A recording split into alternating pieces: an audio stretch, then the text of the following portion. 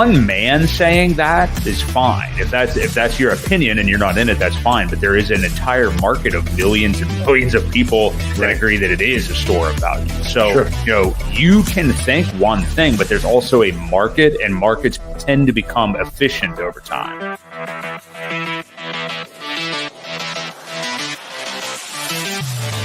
We do know that you will always get paid in Hex on a daily basis. And that is truly the miracle that we call Hex, because it is trustless interest, trustless yield. Nothing will stop that contract from running.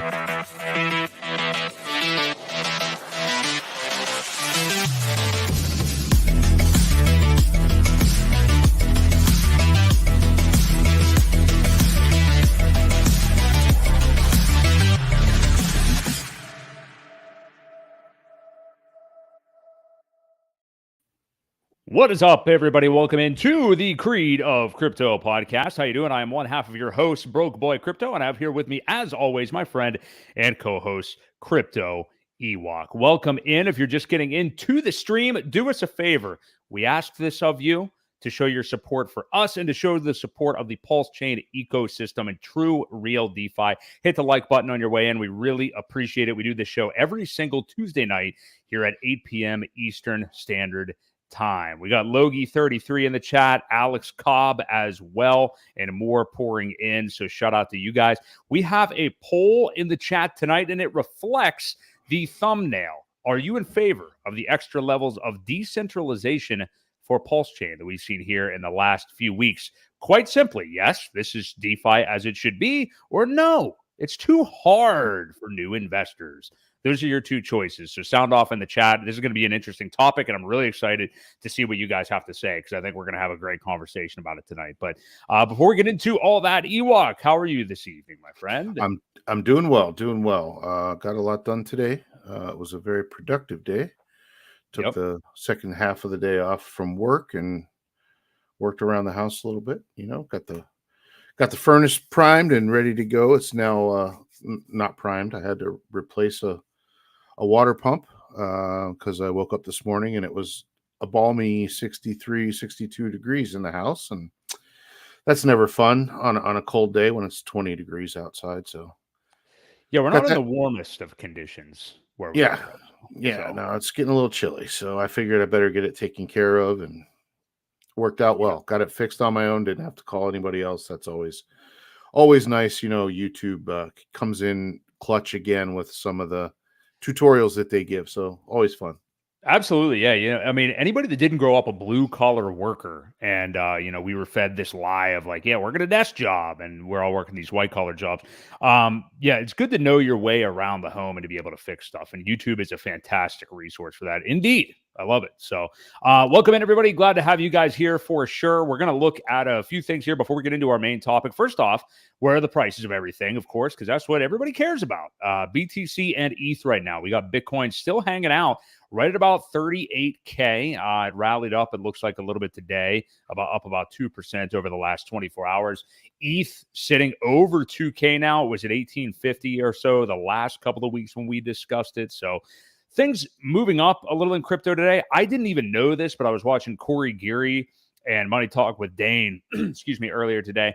And I guess like every big crypto influencer has been saying, we're going to have a 20% drop. We're going down to 30K again or whatever. I don't know. So naturally, the opposite of that's going to happen. So that's kind of what we got going on there. Looking at our real DeFi PulseChain ecosystem, we have Pulse moving up a little bit today, but it has been a little bit of a red couple of weeks here ever since you and I were hanging out with our fireside chat last Saturday. I don't even remember anymore. No, 2 Saturdays ago. 2 weeks ago. Yeah. Before Thanksgiving. So we have Pulse at 4 zeros and a 5.8, about a 5.9. Pulse X at 4 zeros, 1.7, and Hex combined price at about 1.65 cents. So that's where we are right now for the ecosystem. We can just kind of take a look at that if you want to look at either Pulse or one of the probably Pulse, I think, is always the best place to start. But I mean, like we've kind of come down here over the last 10 days or so, and it feels to me anyway like we might be having some support here in the mid fives. And I guess I say it feels that way because it has been that way over the last few days. We kept thinking maybe we would gain that support over the 4 zeros and the 7 a couple of weeks ago. It just didn't quite happen, came down below it again. And I think this is one of those dips that has a tendency to really frustrate people, but shouldn't, because, hey, it's frustrated me. But, you also got to remember, like, we did just rally 2x off of the lows that we have seen. And this is another pullback. And I get it. I mean, it was so bullish that it was like, okay, we're going to keep going. We're going to keep going. And now it's like, we're seriously coming back to here. So I get that. I understand the frustration. But I think this is a good, I am doing everything I can to buy right now. So what do you make of this, Ewok? Do you think we still hang out here for a little while? I don't. I think we have hit that floor. And it's funny because I just put my mouse on the chart here and it came up at 0.0005655, which is the exact bottom of what Hex was. That level is looking to be some good support. If we can stay above that, I think we've kind of bottomed out. It does take a little while to wash out the weak hands and the people that got in for the wrong reasons that aren't willing to hold. And hopefully, this new floor would be very ironic if it happened to be the same number that Hex, was. Mm-hmm. But like I said, it acted as resistance back here early in August when it made a run up. It fell below it and then couldn't get back above it again until here in October when it made that nice little run. And now it's acting as resistance. So let's hope that it holds. And smooth sailing from here. Things are looking good across the board. Hopefully the sentiment carries over to this ecosystem as well. Yeah, it's looking like a good spot to me. I mean, I would certainly not be all that upset if I bought here and it dipped a little bit lower. I mean, it is what it is. I'm doing everything I can to try to get funds in to buy right now. So, I think maybe and I'm with you. I don't think we're here for too much longer, but I think this is, for me anyway, definitely a good spot to be buying. And we'll see where we go from here. We have a lot of things going on, obviously. There's always, it's just one of those things where the things that are going on, in the world of crypto and everything, you can assign any story, any narrative, any macro thing you want to what's happening. But usually if the candles are there, it's already in there somewhere. So we'll just continue watching that price, but definitely a spot that we want to be buying for sure here. And I like you said, Ewok, I don't want to get too comfortable with these prices. Like I could see us bouncing off here and going right up to where we were before. And who knows? We've got a month left in 2023. This is an interesting question to ask. I know I've been seeing our friend Crypto 7 saying this, but do you see? Maybe this is what he said. I don't know. I could be totally making this up. Do you see? Not that it matters all that much, but do you see Pulse getting back to Sac Rate by the end of 2023? And for anybody who somehow doesn't know what that is, that'd be 100th, I guess. Yeah, 3 zeros and a 1. I kind of don't want it to, actually. Other than to see, Katie going topless. I kind of don't want it. She doesn't pay it. She doesn't do. There's no way she pays that head off. I can't see that. Who knows? But I don't know. I would rather see. She's got a YouTube channel now. No, I don't know if there's like an OnlyFans portion. Okay.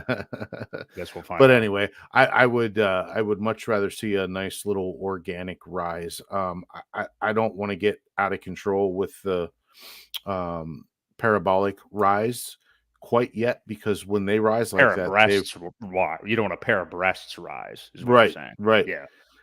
Only because when they rise that fast, that quickly, it usually comes down pretty hard. I'd rather see it just kind of creep up on us, and get there, even if it's by, February or so, right before the halvening, maybe in March.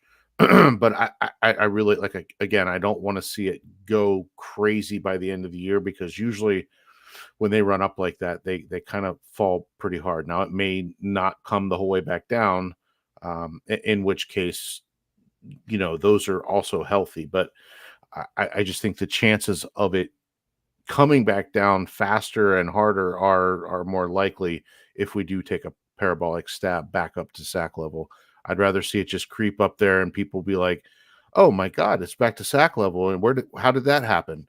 Just a nice, slow, steady, gradual, more people entering the ecosystem, more people participating, more projects getting launched that, we're going to talk about one of them here shortly, but, things like that, I think will give more credibility to the blockchain and onboard more people. And I think you say an interesting thing. I think so many people are programmed right now, and I know like it's been so long and it's just like, can we get some more green candles? But I think so many people are programmed now to turn to 2024 and it's like, hey, I've been told that this is going to be bullish for so long now that if we're not at Sac Rate like right away in 2024, I'm done. I mean, there's going to be some frustrated people out there. So, yeah, it is what it is. I mean, these are markets and it is tough. I was saying this to you when we were just hanging out, I think a couple of weeks ago, but somewhere along the line, well, I can tell you when. I think whenever everything dipped 95+% is probably when people started to reassess this. But somewhere along the line, myself and I'm sure others who set out into crypto with this vision of like, hey, this is like a decade plan. Like, I'm not saying 30 years, like, rest in peace, Charlie Munger, and, for, those kind of investors in the classical index funds and stuff like that. But I'm saying like, I have an 8 to 10 year plan. I want to be here a couple, maybe 3 cycles. And that's my plan. Well, somewhere along the line, that line of thinking went totally out the window. And I think it's when, we all went down epically.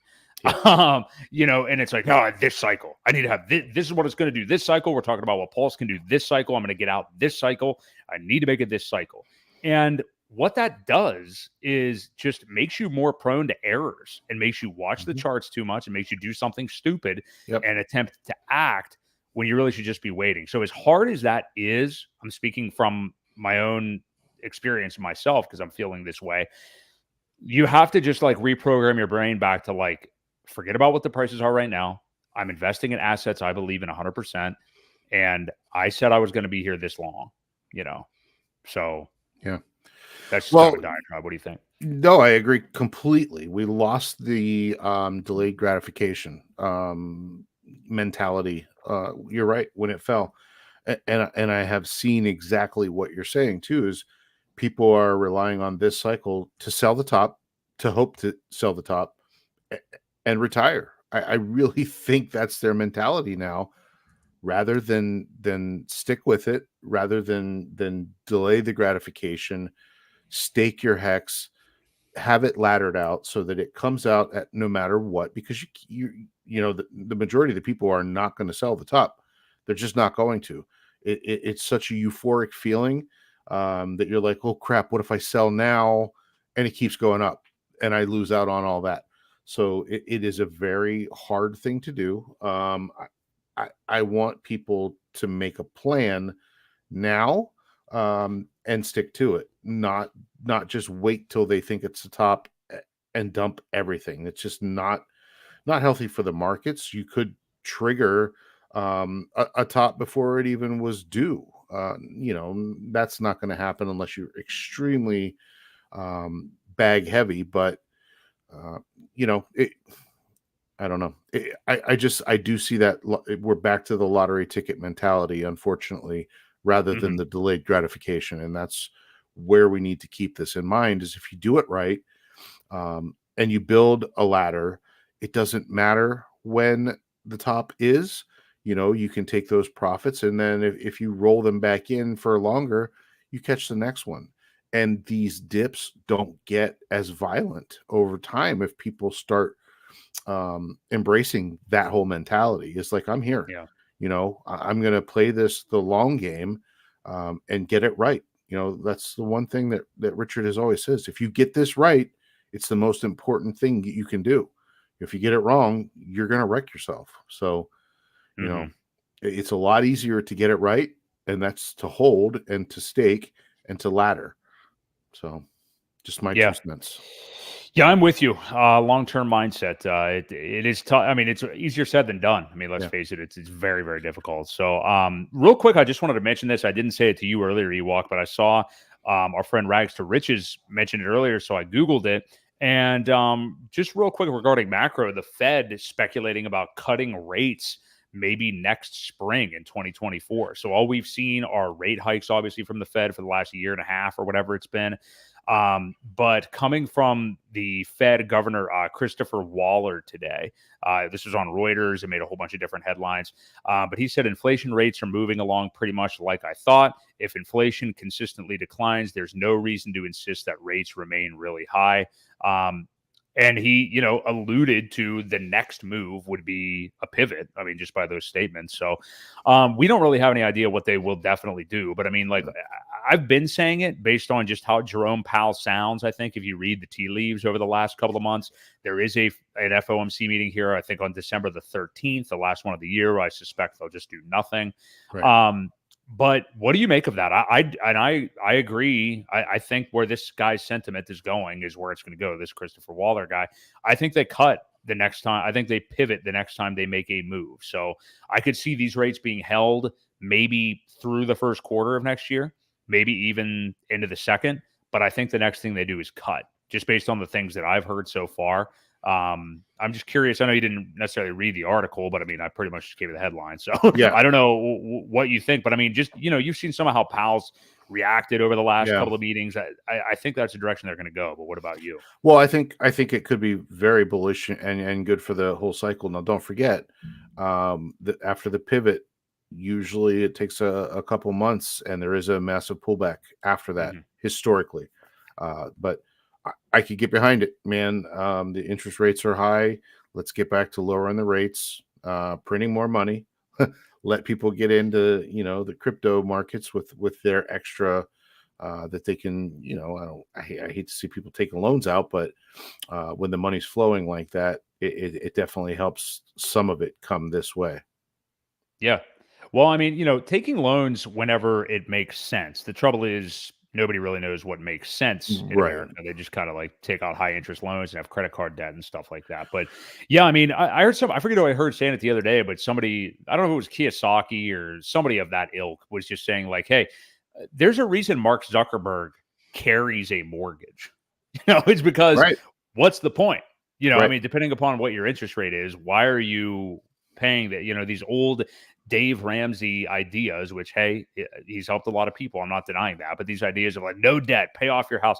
Hey, I got news for you. If you've locked in a below 3% mortgage, yeah, I'm making minimum payments. I really don't give a shit. So, I mean, there's just other places to put your money to have it appreciate. We're all second class. I mean, not we're all, but I mean, like there's a class war going on in our country between elites that are in government and wherever else and us normies. That not that we're normies, but normal type citizens. And you got to take drastic measures if you want to make it to the next level. That's just how I look at it. So yeah, for sure. Yeah. So anyway, so we'll see. I do think they pivot next time around, so we'll see. Ewok, I want to bring something up that you brought up a couple of weeks ago. I think you'd probably be better to flush it out than I will because it was your idea. And then we're going to get into the main event here about the decentralization of PulseChain. But you've been seeing a lot of BTC maxis on Twitter right now, and I do agree. There's been more and more, I think, coming out of the woodwork. I think some strange long-haired TikToker came out of the blue the other day shitting on Hex, and he tweet got deleted or so. I don't even know. I don't understand it. I didn't watch it. As soon as I saw his face, I was like, I'm not watching this shit. Yep. But you've been saying that you've been seeing BTC maxi comments right now. Just seeing a lot of them saying lots of trash, like, oh, Hex, like the eHex chart is the worst chart ever. And this is it. It's really over this time and all this stuff. So what are you seeing? Like, is there actually an increase by volume? Or what do you think? And what do you make of the sentiment of like the mainstream crypto people right now versus this ecosystem? Well, again, I think the root of all of this is because the BTC maxis are probably threatened by Hex. The ones that know what it is really want to see it fail. They want to listen. Anybody that's got bags in crypto, that's what they talk about. They talk about the bags that they have, just like us. We are PulseChain, PulseX, Hex, loaded with coins, and that's what we're going to talk about. Unfortunately, the BTC maxis who say nothing else is crypto, everything else is garbage. Well, that's flat out just not true. We don't deny that there are other good projects out there. We just don't talk about them because we're not really that invested in them. Whereas, BTC is very threatened by anything, especially when the guy Richard Hart, who came from the BTC, background, and he was a miner back early in the day. When people like that change their worldview and say, "Well, guys, Bitcoin has flaws, and I think I've built something better," they get pretty threatened by that. And I think that's why you're seeing a lot of these things come out, because they try to FUD it. As the price goes up, they kind of go in the background. And, it was really bad the first cycle when it first launched. And I'm seeing a resurgence of some of these people come back out. And honestly, on Twitter, it becomes quite toxic if you let it bother you and you read it, because it really makes you second guess what you're doing and why you're here. So if you're not muting them or blocking them, you should be, instead of engaging with them, because when you engage with them, it helps that algorithm, and you see more and more of it, of Right. that type of talk. So be firm with the decisions that you made, and we're all going to be fine. It's just you gotta block out the noise, and the only way to do that is to mute them or block them. Seriously. In time, as the price goes back up, they'll quiet down again, but they like to see it when there's maybe a little bit of uncertainty and people, and they try to get them to the Bitcoin side of things. Yeah, it's funny that I happen to see this tweet right now as you're saying this, because not that this guy's a Bitcoin maxi, he's actually been anti-crypto, but I think he's definitely in on Bitcoin now. But Peter Schiff 4 hours ago, did you see this? No. Tweeted, "Richard Hart is another crook that I correctly called out years ago." And I forgot that they had that debate. Yeah.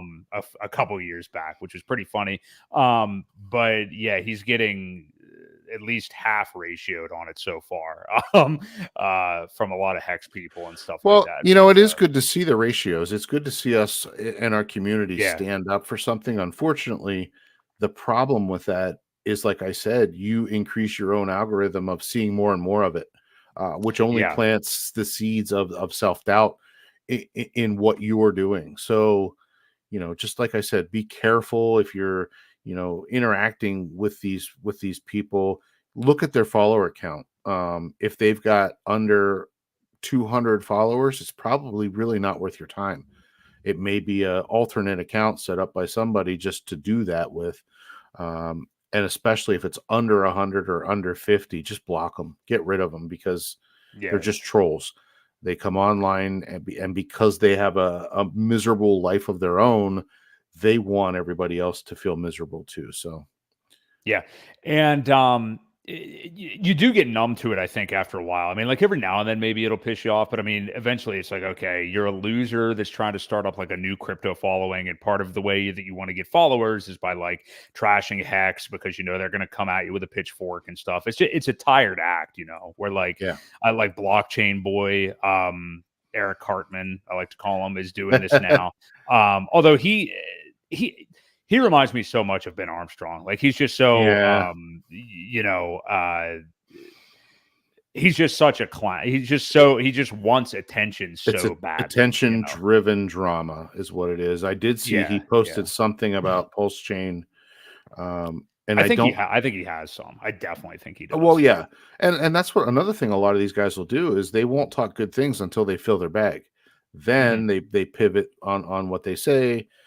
It gets more bullish the more of it they have. So you got to be careful of that. And a lot of these arguments that these guys are all coming up with are just recycled narratives from the first cycle. So again, you can go back to a lot of this stuff and look at it, and it's the same unfounded accusations and nonsense that it was the last time. They've got nothing new. Because really no one's been scammed unless they sold the bottom. So the term scam is used so often that it's lost its meaning. I mean, it doesn't mean anything anymore. Like that would actually intrigue me frankly, when I hear it now. To hear, oh, Ponzi scam. Like if everybody's saying that, I'm like, tell me more. Right. So yeah, I know exactly where you're coming from. So the haters are going to hate. And speaking of, I don't want to say haters, but a contentious subject, we're going to get into the main event here now. If you guys are enjoying the stream so far, do us a favor, smash the like. We appreciate it. We do the show every single Tuesday night at 8 p.m. Eastern Standard Time. We value you guys being here for sure. Hit the like if you value the channel and real DeFi. So the big topic, we have a poll on it. We're going to look at the results so far in a moment. But the PulseChain bridge and now PulseX and the PulseChain site and the Pulse scanner, basically everything, the Hex front end, everything now in this ecosystem has had the same fate as just a few weeks ago when we saw the Hex front end had the landing page turned into basically, I don't want to say it's just a series of links. That's not all it is, but contains a series of decentralized links with the IPFS link, which is basically the private version of the site, that you can run on your own, as well as .exe files that you can run the code for the Hex contract, the PulseChain, the PulseX contract on your own local PC, which is about as decentralized as it possibly gets. Contrary to what some of the, I don't know if I call it propaganda, but some of the tweets you're seeing, you'd think that you'd go to these sites that were formerly like the exact landing page, the exact front end, and they're now just simply information. all like they're all grayscale now, and you don't even understand what's going. I mean, the branding is still there; it's all clearly still that. There's just a series of links you can click that work and are the correct links. So this has been a contentious topic. Most people are in favor of it, actually, and do see it as further decentralizing something that's also already one of the most decentralized blockchains in crypto. But is Richard pulling these down just plainly for the decentralization part of it, you think, Ewok, because he wants, is it also him wanting to, and regardless of anything going on with any bullshit 3-letter agency that's just, making up charges that aren't real, I think there's something to be said for him wanting to separate himself entirely from these products because, we talk about Bitcoin, we talk about Ethereum. You don't go to bitcoin.com and create a Bitcoin stake. I mean, you can't even really do that. But I'm saying, even though he is commissioned these products and not really worked on them himself, I mean, he has devs, obviously, but, they're not him. And I think that it's a great idea to remove him from it while still knowing, his thoughts on crypto, freedom, the different things he talks about, much like Charles Hoskinson, who chimed in on some stuff the other day too. I think it's just good that he does want to remove himself because he wants these to be as decentralized as possible. So what do you make? I mean, there's so many angles to this I'm going to get into. So first off, what do you make about the moves in general? And I'll just offer up the complaint, I guess, we're seeing from maybe 20% of people that are already in the ecosystem, maybe 10, is just that it makes it harder for new investors to get in. It's confusing. You don't know what to do. What do you do? What do you make of all these angles? So first you have to look at statistics. And I did see Steph, who was the creator of Staker app and things like that. He used to work for Google. He made a comment that said, every extra click that you have to do, I think you lose 20% on each click or something along those lines. So I get the fact that the more clicks you have, the harder it is to onboard people. However, with the state of affairs and the overreach, especially of those 3-letter agencies, I think the way it's happening is better in the long run. You can teach your onboards to make one click to get to that DEX or to get to the landing page for Hex. I just think being able to run it on your own server, on your own computer is fantastic. Now, beware when you do that. There are going to be updates. So, especially with PulseX, I don't think there will be too many more updates to go.hex.com. However, I do see more updates coming with PulseX and what was the other one? The bridge. Yes. As they improve things like that, you're going to want to make sure that you have the right version. Right now, it's like V.001 or something like that, Right. or 002. So that's one of the problems that I have with other people creating landing pages and shortcuts. I mean, it's great to have it. I just think it creates a very big security vulnerability.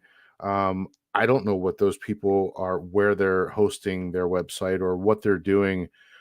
Can somebody get in there and do something malicious to it, change the code enough to where it becomes a wallet drainer once you click something and you're not paying attention to approve something? Are you going to end up with an empty wallet? That's one of my biggest fears of not using the IPFS or the ones that are on those sites. Now, again, back to the overreach. We've seen them take websites down, and it would be awful if that happened. However, if you have it downloaded to your system, that doesn't matter anymore.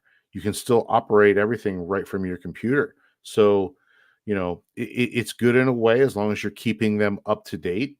And yeah, I'm not worried about the one extra click. We can teach our onboards how to get to this and explain what true decentralization really is. That's why it's important.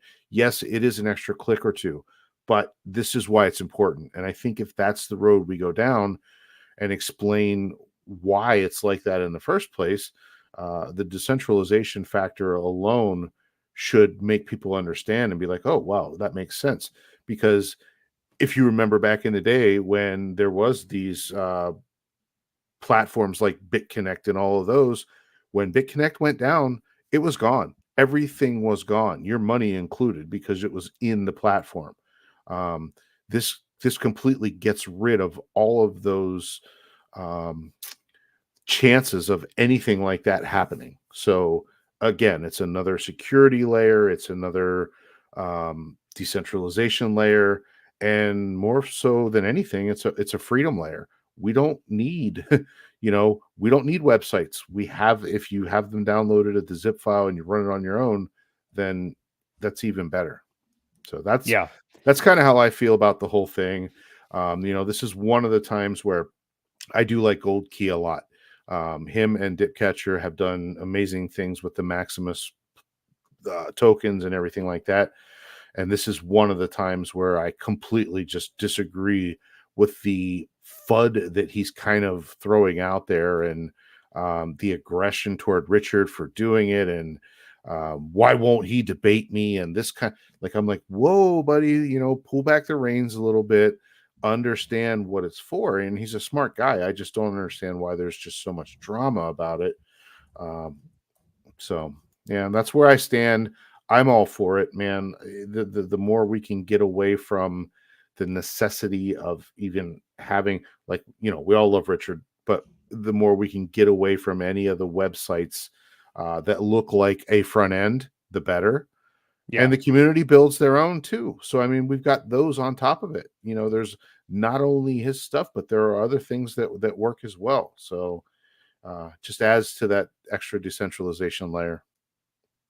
Yeah, I agree with you, and to the point that you said about like websites being taken down, I think it's good to get out in front of that and make sure that people know how to use something like that, so that isn't even a possibility, right? Or if it did happen in some way, it doesn't matter because everybody already knows how to use it. I think that's a good thing to do. Not only that, I think it is awesome, literally, for him to completely separate himself from the products. Not talking about any kind of reason other than just the decentralization of it. Like, if it really is the most decentralized thing, Ethereum's like bigger than Vitalik now. Like, people don't talk about Ethereum, like the layman. There are people out there that are casual crypto investors that have ETH or use ETH every day that I've never heard the name Vitalik Buterin. You know what I mean? Right. Our ecosystem is like the opposite of that. Like everybody knows that Richard Hart, and it's because of the kind of guy he is, clearly. And I think that that's a good thing. I'm not hating on that at all. I'm just saying that this trajectory, I think, is only a natural trajectory for all the products that we have now. For as decentralized and as good of the products they are, is for him to go back like that. I mean, I just think that that makes sense. And in terms of what you said, I wanted to get into this discussion. It was the next point I was going to bring up, because you were talking about, third party, I guess, sites that are created. So I don't know if RH Max himself created this. I think he did, maybe. But I know he's been sharing it. But the GoRealDeFi.com is the main one that's been created so far. It hosts easy, quick links with a picture of exactly what it is you're going to, whether it be like the Hex front end, the bridge, all the stuff we're talking about here. And each link leads directly to the current IPFS link. As you said, Ewok, supposedly, that's how it should work. But again, as you mentioned, like there are also updates. Like right now on PulseX, it's like the 1.002 version or whatever. Yeah. And how often will they get updated? And how often will that third party then update them? That's kind of the risk with something like that. I agree with you. Yeah. So, I think it's fine. Like what I've basically been doing is going to like what were the former front ends, opening up the IPFS link and saving it for now. And I'll just go back and continue to see if there's updates or anything and move on from there. And in terms of some of these things, now, the bridge, I understand. If there was a gripe I was going to understand at all, it would be with the bridge version, because it's not like we have all these different PulseChain bridges that people are also using. And there's like other ones that have been built. Like the bridge is the one thing that people are really relying on to get over into the ecosystem. Right. But PulseX is just a DEX. And, we have been huge proponents of Piteous, probably more Piteous, not Piteous, probably more so than anything else that's been built for this ecosystem. It's a fantastic DEX aggregator. You still end up using PulseX through it. You'll notice it when you do your transactions because it is an aggregator. But I love the interface, and we've both been using that. I do kind of understand with a bridge, though, because it's like, well, this is how I need to get funds over into the ecosystem, and I want to make sure that I can get there. Yeah. But hey, I mean, maybe we'll have, I think we'll probably have even more stuff built over the course of this market to make access to that even easier. And to the Gold Key point, not to just single him out, because there are other people that agree. I think he's just the one that has the loudest voice. Right. But, when you talk about the complexities of getting into crypto, in general, not just like PulseChain, I just put this in the chat myself a little bit ago. I remember when you were first telling me about Hex, and I only somewhat understood DeFi at the time. Like I understood exchanges, I understood how to get, I knew how to buy Bitcoin or Ethereum or whatever else, but wasn't totally in tune with like Uniswap, didn't totally understand DeFi, and I didn't understand like, okay, so I have to buy like whatever my initial onboarding is on the exchange, which I know how to do, send that to a wallet. And I don't think I was overly familiar with MetaMask yet at the time. Then I go to Uniswap. Like I just didn't, it was like, I don't understand, all these steps. That still exists for an overwhelming portion of crypto, like still now even. And we just had a bull market like a couple of years ago. Not only that, but the steps that it takes people to even buy this stuff on centralized exchanges for the casual guy who's like, oh yeah, I've got some ETH just like staked on Coinbase or whatever. That person signed up for Coinbase, uploaded multiple selfies, did two-factor authentications, gave their social security numbers, verified banks, maybe waited a couple days for them to be verified with them dropping change in it, then you verifying with you. Like they're literally hours, if not days, to get onboarded onto that. Days. Yeah. Yeah, there's a waiting time. And guess what? Those centralized exchanges all have SEC lawsuits filed against them right now. So, I mean, if that's not stopping people, and if people are going through all those steps, I'm sorry, I fail to see how this is an issue. And I think it's just bullshit that people are acting like it's that big of a deal. I just don't understand. I agree. And you're right. But now think back how hard it was for you to do that. And now think how it's second nature. And I think we really have to explain to people, yes, it is a little difficult. You do it a couple times and you're going to be doing it in your sleep. I hope not. I hope you're not a sleepwalker, and I hope you don't make trades in your sleep. But what I'm getting at is it becomes easier the more you do it, just with anything else. But yeah, there is a learning curve, and it doesn't really slow that learning curve down. You still bookmark the site. You just click one extra button. So um, I don't think it's once you get them that far, literally that one click isn't going to hurt anything. I agree with you because they've gone through so much so far and they understand crypto by that point. Here's a great point by Philly. And there are courses. Now you can say whether or not they're worth their money, but there are courses in crypto still right now that teach you from the bottom up, and we will need that still coming into this bull market and everything with retail coming in.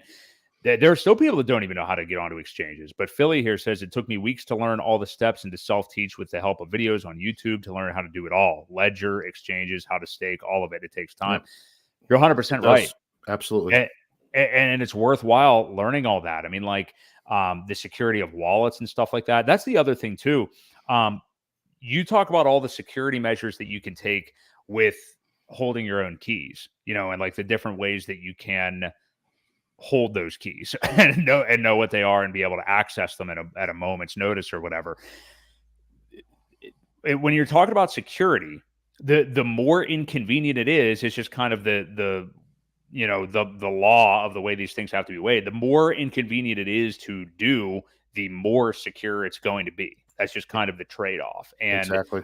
With the decentralization of all this ecosystem right now, I think we're seeing something similar. And I'm telling you, I mean, it's just not that much of a difference. I mean, there were many tokens that people were buying in the last bull run. I think of Phantom, probably Polygon Matic too, like these layer ones, layer twos that did well in the last bull market that were their own chain. And if you wanted native Phantom, you had to bridge over to Phantom with in their case, a bridge that's been hacked and multi-chain.xyz or whatever it was. But yeah, so that's been a thing. And it's been a thing with tokens that went up wildly in the past. So yeah, I'm not worried about it. I'm actually in favor of it overall. So I don't know. Do you have any other final thoughts on that, Ewok? No, not really, but I do want to address this question. It says, what do you guys think about holding ETH? I think it's a great idea. As long as you have coins that are, on the Ethereum chain, buying it now while it's still $2,000 and having a little bit on the side is never a bad idea. Once we hit the bull market and things start to go up, it's going to get more expensive. So, the one thing that I was able to do, and I'm not a tax advisor or anything like that, but if you have a bunch of Ethereum fees, you can write those off as a operating expense. If your business is, revolving around your hex stakes, for example, the cost to get your stakes in and out are technically operating costs. So it's something to think about. Consult your accountant or your tax person. Some people won't consider it, but I think it is, and mine did for me. So I don't think it's a bad idea to hold ETH, especially as it's cheap. Get some now, and that way you have it for any kind of transactions that you may have to do. Crossing the bridges costs with Ethereum, even if it's just getting into PulseChain. If they're going to use the bridge, you're going to need Ethereum. Staking, unstaking your hex on Ethereum, going to need it. So doesn't hurt to have it. That's just my opinion. Not only that, and I don't even know, NFS, if you're talking about holding it as an investment.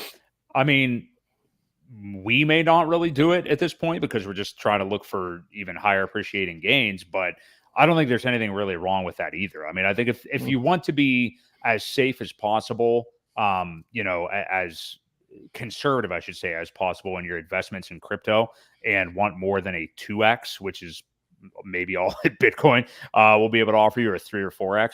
I mean, ETH is probably the way to go. I mean, if you want to do that, I mean, most people, and I don't mean that as a good thing, do believe ETH is going to 10K this cycle. So make of that what you will. That's at least a 4x, 5x from here. So 5x, yeah.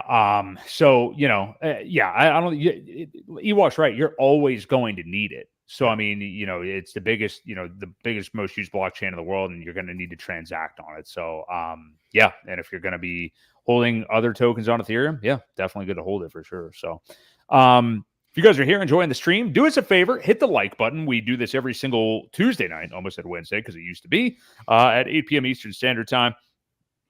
Wanted to mention this too. With the Pulse X update the other day, I noticed, we can just quickly touch on this, but Richard Hart seemingly possibly supporting the Internet Money wallet. And I did see it there. He had a link for that wallet at the bottom of the Pulse X site after the decentralized links were posted.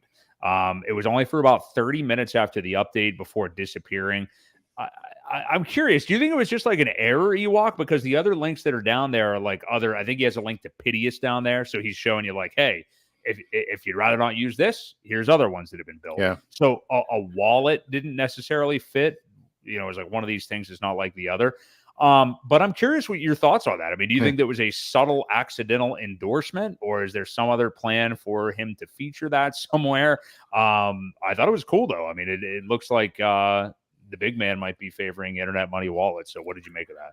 Yeah, I thought it was a nice subtle advertisement. However, he took it down fairly, or whoever did it took it down fast. Yeah. Maybe the developers put it up, and maybe he made the final call to say, no, I don't want that up there.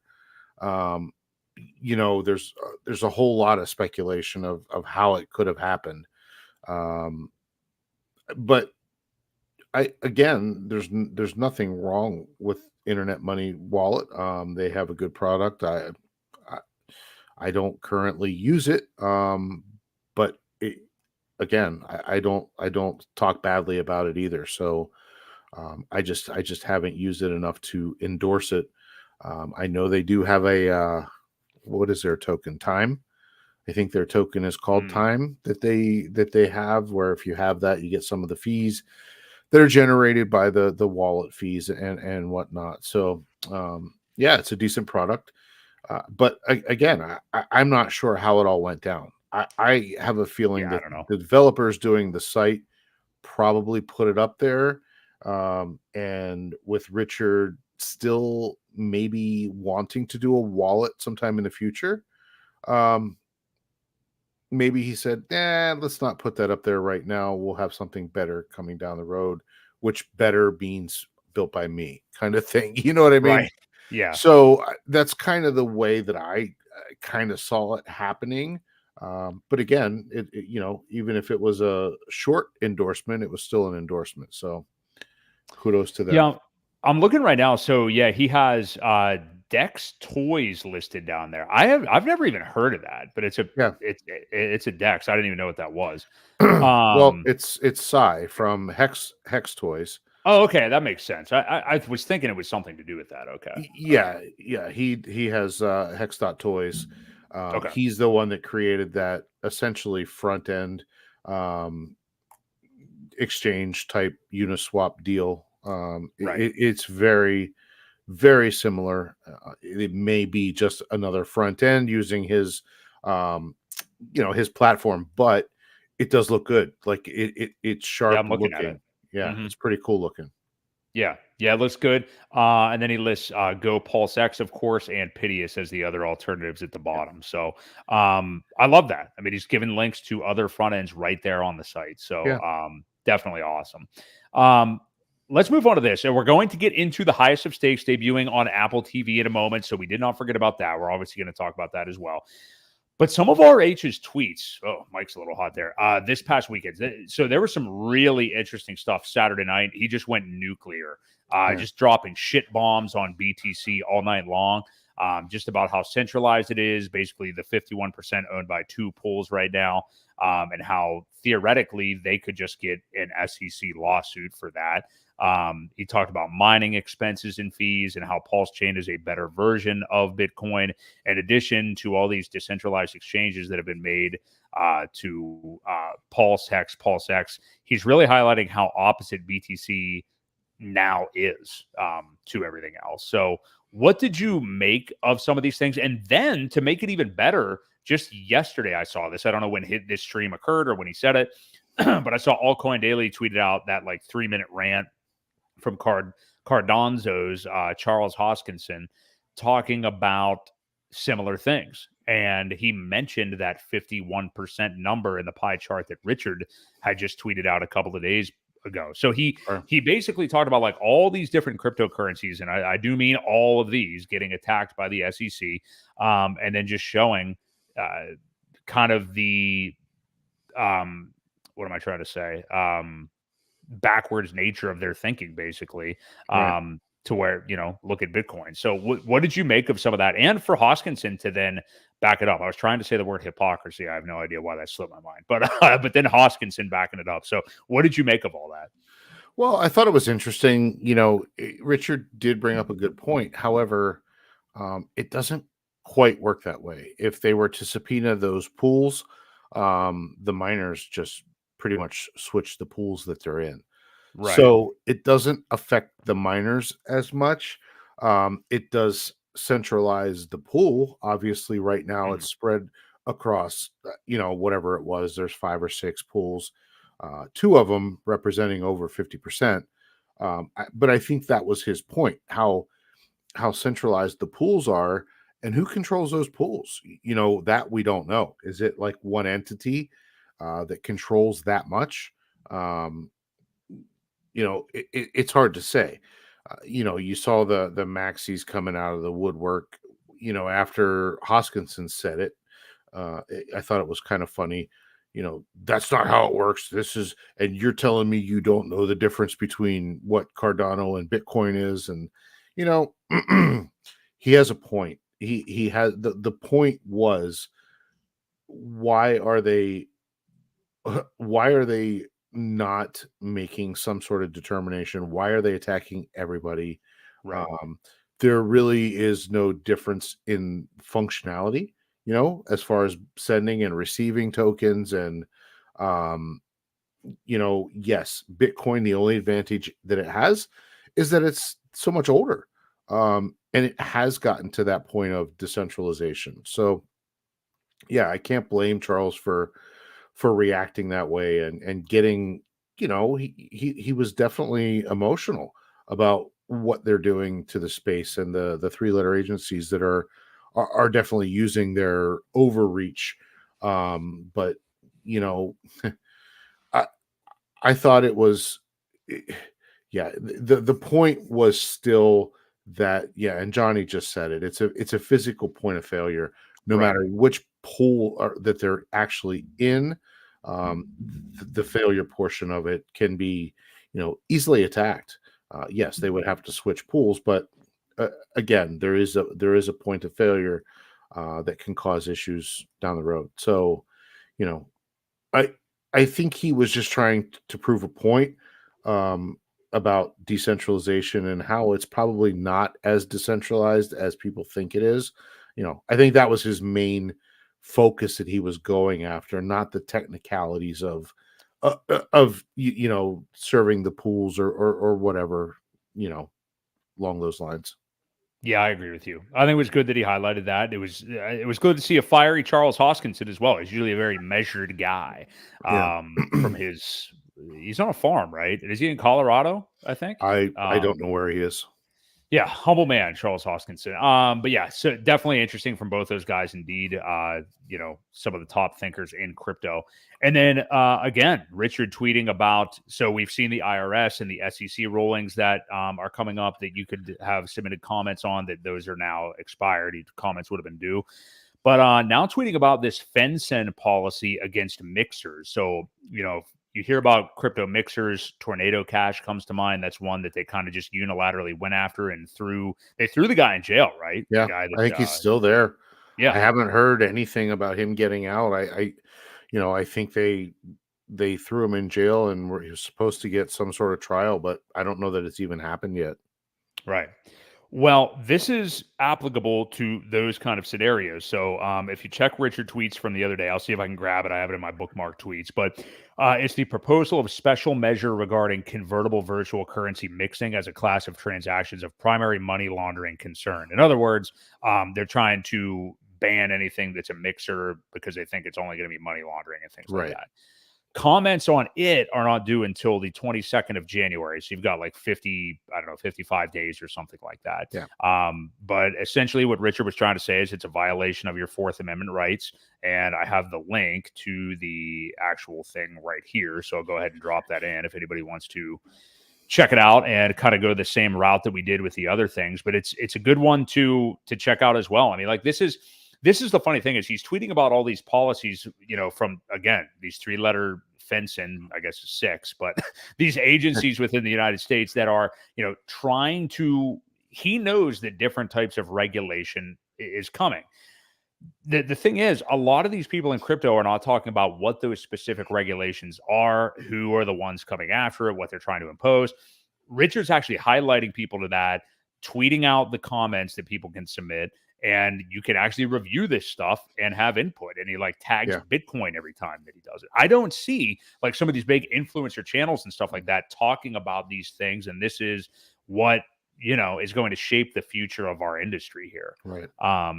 So yeah, what do you make of his continued focus on this? And why do you think it is though, that the Bitcoin maxis that kind of just want to tweet out Bitcoin solves everything, laser eyes? Well, and that's part of the problem, man. That's why I don't even like the fact that he tags the Bitcoin guys, only because they don't care. It's the SEC has determined that as of right now, they're the only ones that are officially a commodity. Right. They don't want to help anybody else. They want to be the only thing that's out there. I would much prefer if he was tagging the Ethereum folks, because there's a lot of other people in the same situation that could do something about it. You know what I mean? Yeah. I started to read through that whole FinCEN thing, and I got down there and I'm like, I realized that I was only a quarter of the way through the page. And I'm like, holy, it's a lot of lawyer speak. It's a lot of, it's all about anti-terrorism stuff and how they think that that's how they're going to do it. And it's the only thing that it's used for. And then there's a tiny little bit of down there. Oh, except when people want to make payments and not have their wallet shown, or don't want to know what, if say you have an internet business and you pay people in crypto. What if you don't want the other employees to know who's making what salary? Right. There's a privacy element there. And that's what Richard's always been about. If I make payments to somebody, I don't want them to see my wallet. I don't want them to see how much I have or whatever. I don't want to create a target. Little things like that are super important. And we all know the terrorism is funded by cash. They're not really using crypto. It's the blockchain is there for a reason, and they're not using Tornado or mixers or things like that. So it does come down to the privacy issue, and yes, there are going to be bad actors that use things no matter what you do, no matter what product you have. There are bad actors in the space no matter where. So yeah, I just, like I said, I'm not a fan of tagging the Bitcoin bros because, again, they don't really participate in any kind of help for any other community. I think Ethereum, maybe the Cardano people, maybe the Ripple people would get on board with things. Now, Ripple's a little different too. And I do believe that their appeal was just thrown out, or the SEC's appeal to Ripple was just thrown out. So I'm pretty sure that's about over. So, the more that the less that some of these people are going through, the less willing they're probably going to be able to help other people do the same. I wish it wasn't that way, but I really think it is. Yeah, I am with you, and I do understand where you're coming from with tagging the Bitcoin bros, because they don't care. They don't give a shit about Richard Hart. They don't like No. Richard Hart, and they don't care about the rest of crypto. I mean, they're actively rooting for an ETF to save their bags for this cycle. Yeah. I mean, they're literally rooting for like anti-crypto at Yeah. this point. So man, I don't really know what to I don't understand the hypocrisy with that group or that bunch. But kudos to Richard for tweeting it out. And I'm with you. I do think maybe tagging Ethereum is probably a better idea, which I think he does that sometimes, but traditionally on these tweets, he is tagging Bitcoin. So maybe he's just trying to prove a point that like, hey, you guys should give a shit about this and you don't. What's the problem here? Well, and that is too. Maybe he's just calling them out for not caring. Yeah. Because he has done that in the past too. I think that very well could be it. But either way, for you guys watching who do actually care about this stuff, there is the link in the chat. I did post it if you want to check it out, and go ahead and submit comments for that as well. And it's very easy. I mean, if you want to use the AI tools that we've used before, I mean, you could very easily do that with ChatGPT or whatever you prefer. So check that out. And in terms of us taking action on things, pulsepetition.org. So the amicus brief in support of Richard Hart is now up over at least 28K signatures at last check, and probably approaching 30, I'd imagine, which would be the next milestone. So if you guys have not looked into that or signed it, if you believe in what is being preached on there, go read it. Obviously, it's basically about real DeFi. It was coordinated by Crypto Coffee, Kinetics, and a man that they mutually know that I don't remember the name of. But check it out. Give it a sign. Help contribute. Don't worry about doxing yourself and stuff. I mean, you will dox yourself, but I mean, I wouldn't worry about it. I mean, this is something that you want to, if you care about this and want to support it, then, go ahead. I'm not going to tell you what to do, but I think, if you believe in this stuff, you'd be encouraged. How many are we at there? I can't see. It says 29,888. So we're almost at 30,000. I think the goal is still 50,000 that they would like to get to, but 30,000 is a great stepping stone. Excuse me. It definitely is. I mean, I think some people at first, like 10,000 was the milestone, and they thought that that's all they would get to. And obviously, like the longer there is a reason for an amicus brief to be signed, the more signatures are going to come. So, and I believe, and I don't know all the details of it. I'll have to look into this more because I think I heard Corey Gary again. I was listening to those guys today. I think I heard that the amicus brief that was filed on behalf of XRP, the judge actually took very seriously and had a lot of signatures. I'll have to look into that. I don't want to speak out of turn, but it would be interesting to see that as well. And I imagine some of these judges, if they're honest, which, they are human beings, so who knows, and former lawyers many times. But, if they are honest, and you are dealing with this crypto stuff that you yourself likely don't know much about, it'd be good to take into account something like an amicus brief from people who do know what they're talking about. At the very least, would make you open your mind to say, like, okay, they're talking about DeFi here, they're talking about PulseChain, but these guys in this lawsuit said that PulseX is on Ethereum. I don't understand what's going on here. So it might be good to like hear other people's side who actually know what's going on too. Absolutely. So support that too and sign the amicus brief. Did you have any other thoughts on that, Ewok? No, man. Nope. We need as many people, in it as we can. Let's talk about new things launching in this ecosystem. We really have one big one this week, and that is the Fetch Oracle from the Liquid Loan guys is finally live on PulseChain. So we thought we were getting this in October. The people were told we were getting it in October. Then it was going to be the first couple of days in November. Now officially this week, the Fetch Oracle has launched. Liquid Loans not actually out yet. The algorithmic stable coin and all that stuff is not out yet, but the Fetch Oracle anyway, which will be responsible for the data and everything for this chain, is now out. And I think like the biggest piece of news, regardless of how much any of us understand about oracles or what all Fetch will be able to do or what else will come with Liquid Loans, I think one very positive thing, not saying that I or any of you ever necessarily doubted it, but that something from this group is now officially live, which is awesome to see. And it's good, if anything, that Fetch Oracle is now out. I guess it would make sense that it always would have been the first thing out. Yes. But yeah, what do you make of this, Ewok? And, explain to people who may have forgotten at this point, which I would totally understand. what they can expect from this algorithmic stable that will be coming with this ecosystem and liquid loans in general. Like, what else can they be expecting from this group after the launch of Fetch Oracle?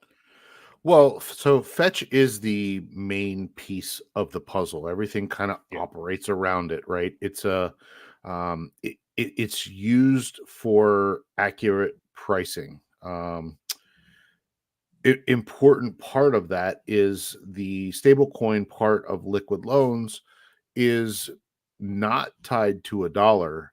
However, it is tied to a dollar's worth of pulse. So that's why it's very important to have an accurate oracle that is always reaching all of the different places to aggregate the cost, to aggregate the price, instead of just looking at one exchange where there could be scam wicks or whatever. That would very much manipulate the price of Pulse, and you could kind of throw things out of whack where the oracle will go out and grab the prices from all the different places, put them together, average them out so that they stay somewhat stable. And again, that's the first part of liquid loans. Being able to operate is because it is tied to a dollar's worth of pulse. You know, the US, not the US, I forget what it's called. LUST, I believe, is the loan token. So LUST, it's not Lust. No, that's not right. We got fucks, lust, you know, all kind of sexual 9-inch stuff going on. 9-inch, a lot of dicks, a lot of boobs. Well, anyway, but yes, it is the first piece of the puzzle, and yes, anybody that did, I know there were a lot of people that sacrificed for the liquid loans stuff. So you know, be thankful that you're finally seeing something come to fruition, and that was like I said, the main puzzle piece that kind of everything now gets built around. So it is a good stepping stone and very important to the rest of that community. So yeah, definitely good indeed. Good to see them get something out there, and feeling good about it for sure as we get here towards the end of the year. I'm glad they got stuff going, and maybe we'll get liquid loans here by the end of the year. You would think so with this now coming out now with the Oracle. So good stuff indeed. So on to other bullish things. So we just found out last week that the documentary, The Highest of Stakes, is now live. It's been picked up by Apple TV. It is on, help me out, Amazon Prime, and then technically also, I think, Google Play, if that's a thing. I don't know. Google Play, Amazon Prime, and Apple TV. Yep, and that's as of today. In most areas, I think the UK, I've been seeing people say that they don't have it, but I know America does, Australia does. I imagine pretty much everywhere else. I don't know what they got against the UK. So I also heard someone say that they were putting it out on YouTube television. Now YouTube TV has a streaming, you know, where you can buy things as well. Yeah. The one deal with the UK and some of the other countries, I know they were getting the workaround using the VPN. Hexo put his link out there for NordVPN. I think you get a free month if you get somebody's referral link. They get a free month, you get a free month. So, you know, use somebody's link if you're going to get a VPN. Definitely help them out, help yourself out. But you have to not only have a American location, I'm pretty sure you need either a phone number or your card has to be from the US as well. So what these guys are doing is purchasing a gift card using the VPN, creating a address grabber or something like that, and random generated address, and buying a gift card and then buying it that way. So there's a couple workarounds for it. I purchased it on Amazon Prime. Watched it a little bit earlier before we were streaming, so you know it was good to watch again. It's nice to catch things that I didn't see in the theater, little things you pay attention to, you know, each time. So it's definitely it was different this time too. I was not impressed when I saw it the first time. Mm-hmm. As a already Richard Hart, when I saw it the first time. Go ahead. Sorry, You I don't got know. you got Did you hear that? Yeah, you my got an bad. echo still going. Yeah, So. that was me. I forgot I was gonna. Richard Hart just posted a tweet, and I was seeing what he was talking about. But Oh, go ahead. okay. Go ahead. Yeah, I just But digress. yeah, so either way, each time you watch it, you're probably going to catch something a little bit different. I Yeah. had seen someone else saying, I didn't realize how intense the music was the first time. So people are, like I said, they're just catching different things that every time you see a movie, usually you catch something different. And yeah, I watched it earlier again today. It's been since August, I guess, since I saw it. But yeah, I think it's doing well. It's currently, I think, number one on Apple TV. Yeah, Yeah, I did corroborate that after you told me. Yeah, I okay, saw okay. some tweets about it. Yeah, it was number one trending. Yeah, Yeah. So, yeah. yep. If you buy it, you can watch it as many times as you want. It's like $15 to buy it. And I think it's like $4.99 to rent it. So, if you're going to watch it more than 3 times, why not just buy it? So, according to you, Ewok, every time you watch it, you notice something a little bit different. You catch something different. It's kind of like the modern day The Shining from Stanley Kubrick, it sounds like. Every Sure. time people watch it, you just find out, like, oh my God, the twins mean this. And if you go into this room, what did the old lady in the bathtub mean? Yeah. So, yeah, there's Well, different things to decipher. Go ahead. the big thing I noticed though, the first time I watched it, I thought, wow, this is like the RG3 show. But Yeah, I've heard a lot of tonight people say that. tonight when I watched it again, I didn't feel that way. I didn't feel like um I did the first time. I you know what I mean? I felt like Yeah. maybe he wasn't as involved as I thought he was, because every time it kind of was weird how when RG would make a point, then they would always go to Richard saying something, kind of thing. So I didn't feel that way this time. So yeah, I definitely recommend if you've seen it, watch it again, and maybe you'll catch something different and tell us, in the next stream if you found something different or what you saw different. I'm very curious to hear.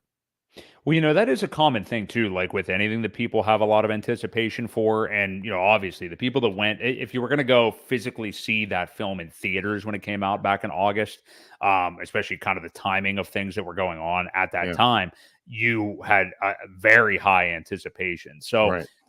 frequently in life with anything like that we are so anticipated to see or get or experience or whatever, it doesn't live up to the anticipation just simply because nothing can. You've created an impossible task in your mind.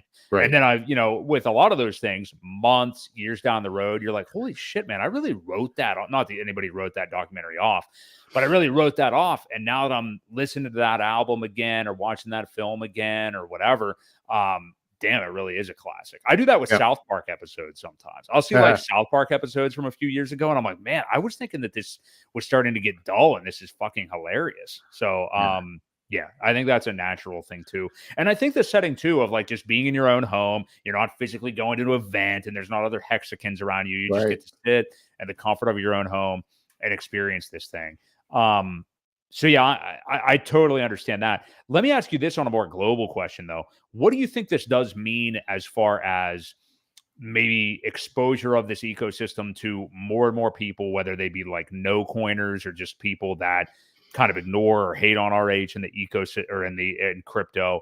And then also could this eventually be on an even bigger platform like Netflix, which is still the largest streaming platform in the Yeah. world right now? What do you think about those two things? So I think a lot of RH haters are going to watch it because it is in the privacy of their own home. Nobody's going to catch them Right. doing it. You know what I Yeah. mean? Yeah.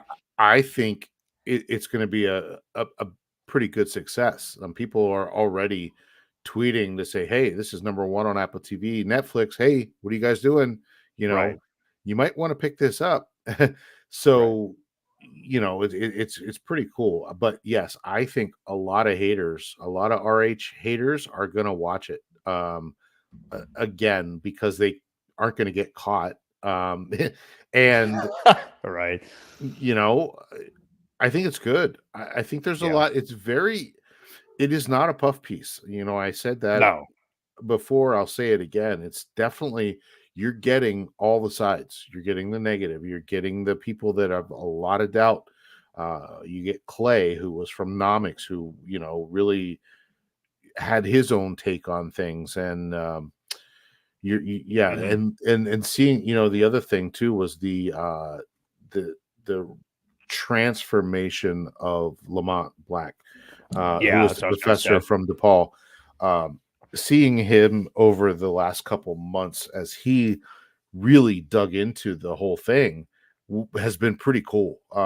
You know, he was a very big skeptic, and I think maybe he is a little bit, but he understands it so much better.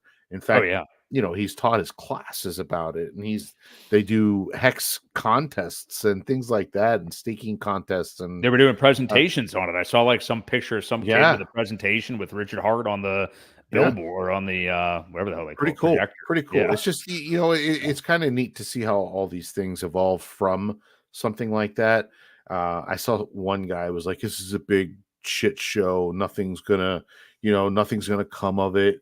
Well, you don't know that, man. And I think it's going to be good. I think it's going to be good to reach out to people who normally may not have seen it. They'll rent it. I think it's going to be a success. You know, I think it'll do well. It's not going to set records or anything like that. But it's definitely going to get the interest of the no coiner, or the other coiners. You know what I mean? So I'm looking forward. It's a Tiger King thing. Yeah. I mean, it's a Tiger King. You know, we're not all being forced at home because of, you know, certain virus that's going around, but it's a Tiger King thing. And yeah, people will see it and watch it. And I definitely think that Bitcoin maxis and traders like the Don Alt accounts of the world, and these guys that are just always pontificating on Bitcoin as if there's nothing else, and just trading the Bitcoin chart, and in their spare time just shitting on different altcoins, and they've got it right and you're all stupid, and they definitely, to fulfill their guilty pleasures, like you said, we'll watch it, and then we'll probably take to Twitter and like shit on them even more and stuff like that. But hey, that's all good advertisement too, you know? Yes. Yeah. So I agree with you. Bob Lucas will watch it. You know, Bob Lucas is going to watch that movie. I hope so. No doubt about it. Yeah. So it'll be interesting. Tweet him out and let him know it's out there. Yeah. Yeah. We got to let Bobby know. But yeah, it will be interesting to see. And I mean, hey, it's the first day of it being on there, but hey, we've got the whole holiday season. We'll see what people think of it. I'm sure we're going to hear more and more pouring in, but I'm just glad it's here. I mean, I don't know if there was real doubt, but I mean, you know, once it debuted in theaters and it wasn't being picked up by some of the streaming platforms as early as people would have liked, there was some doubt as to like, will this thing ever get out there? Is it going to see the light of day? Whatever, because it is so well done. I mean, regardless of what you think of the PulseChain ecosystem or Richard or anything, the movie is well done. I mean, not only the story they told, I think, but like, you know, the way it's shot, everything is very well done. So we won't tell them. We won't tell them it's good advertising. Yeah. We won't tell them that. So, it's going to be interesting. I'm excited to see where else it does go, and definitely something good, you know, when we're still mired somewhat in this, you know, ending to bearish times in this market, even though you haven't seen it yet, have you? I still have not seen the whole thing. Okay. I've seen so many extended clips that I think by the time I see the feature film, it'll be like, oh, okay, I basically have seen it. Yeah. I've never considered it something that I really need to see. But I mean, as soon as I can, I will watch it, obviously. But you know, it's entertainment. I mean, I will look at it purely as entertainment, basically. Yep. What does Johnny say here? He said Kelly was an actual fraud investor and Lamont a blockchain professor, and now they're hexagons, actual accredited opposition. Yeah. How about that? The guy wears a suit, people. So, you know, he must be smart. He must be smart. He teaches at a university. He teaches at a college university in 2023. He wears a suit. You know, what else do we really need here? He definitely has got to be, from all the parts of it I've seen, the best part of that documentary. I mean, and like you said, Ewok, I mean, not caught obviously in that documentary is the last, 3 months of his kind of illumination to this whole thing and to DeFi and understanding the evolution of his understanding of the product was, you know, it's been fun to watch on Twitter. That's for sure. Yeah. And I'm glad that he experienced because so many people shit on Hex as a cult. And yeah, certainly there's people within it to shit on. I mean, that's just how groups of people are. There's going to be some pieces of shit. But, it's cool that he has felt like so embraced even while he was a skeptic. He really hasn't faced a lot of, if any, vitriol or hate from people. I mean, really just support from these. No, and he says he's had a great time learning and interacting with the community. He said that earlier today. So yeah, pretty cool.